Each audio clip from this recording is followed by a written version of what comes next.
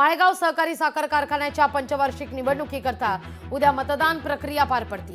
माळेगावची निवडणूक प्रथमच चौरंगी होत असून संपूर्ण राज्याचं लक्ष या निवडणुकीकडे आहे। यावेळी माळेगाव कारखान्याच्या मतमोजणीची जागा अचानक बदलण्यात आली आहे। यामुळे सहकार बचाव पॅनलचे कार्यकर्ते आक्रमक झाले आहेत। निवडणुकीकरता उपमुख्यमंत्री अजित पवार, शरद पवार, खासदार सुप्रिया सुळे मतदान करतील।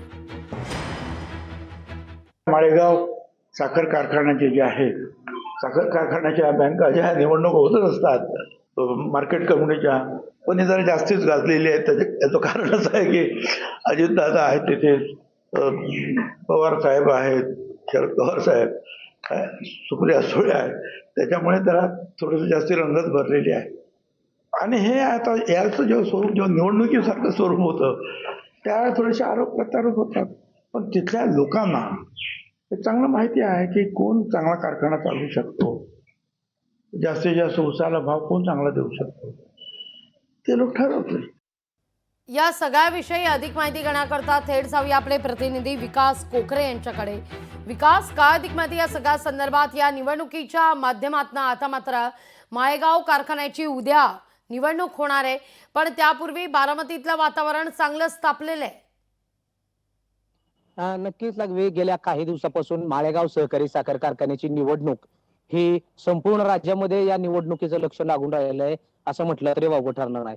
कारण या निवडणुकीचा जर क्रम सांगायचा झाला तर माळेगाव सहकारी साखर कारखान्यामध्ये गेल्या 5 वर्षांमध्ये अजित पवारांच्या विचारांचं संचालक मंडळ होतं। अजित पवारांची सत्ता या कारखान्यावर होती। मात्र अजित पवारांच्या कालावधीमध्ये माळेगाव सहकारी साखर कारखान्यामध्ये अनेक चुकीचे कारभार केले गेले असा आरोप सहकार बचाव पॅनलचे प्रमुख रंजन तावरे आणि चंद्रराव तावरे यांच्याकडून केला गेलाय। मात्र या निवडणुकीमध्ये प्रथमच ही माळेगावची निवडणूक चौरंगी होताना त्या ठिकाणी चित्र पाहायला मिळत आहे।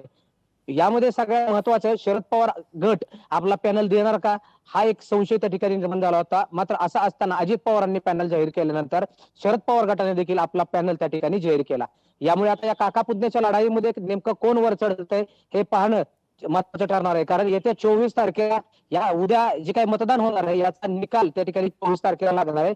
माळेगाव सहकारी साखर कारखाना हा राज्यातला असा साखर कारखाना आहे, या कारखान्यावरती राज्यातले जे काही खासगी कारखाने आहेत किंवा जे सहकारी साखर कारखाने आहेत यांच्यावर माळेगावचा जो दर ठरतो, या दरावर राज्यातल्या सहकारी साखर कारखान्यांचे दर त्या ठिकाणी ठरले जातात।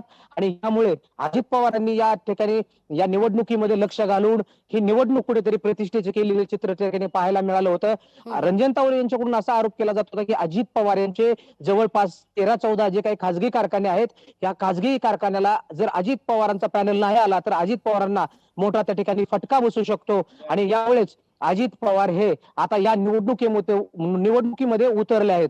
मात्र अजित पवारांनी सर्वे केल्यानंतर या निवडणुकीमध्ये प्रामुख्याने अजित पवारांचं संचालक मंडळ निवडून येतंय की नाही अशी साशंकता निर्माण झाल्यानंतर अजित पवारांनी ब प्रवर्गातून त्या ठिकाणी फॉर्म भरत ही निवडणूक प्रतिष्ठेची केली आणि अखेर स्वतः पण या कारखान्याचा चेअरमन असल्याचं त्यांनी अगदी त्यामुळे या निवडणुकीकडे सगळ्यांच्याच नजरेत। विकास, तुर्तास धन्यवाद तुम्ही दिलेल्या एकूणच या सविस्तर माहिती करता।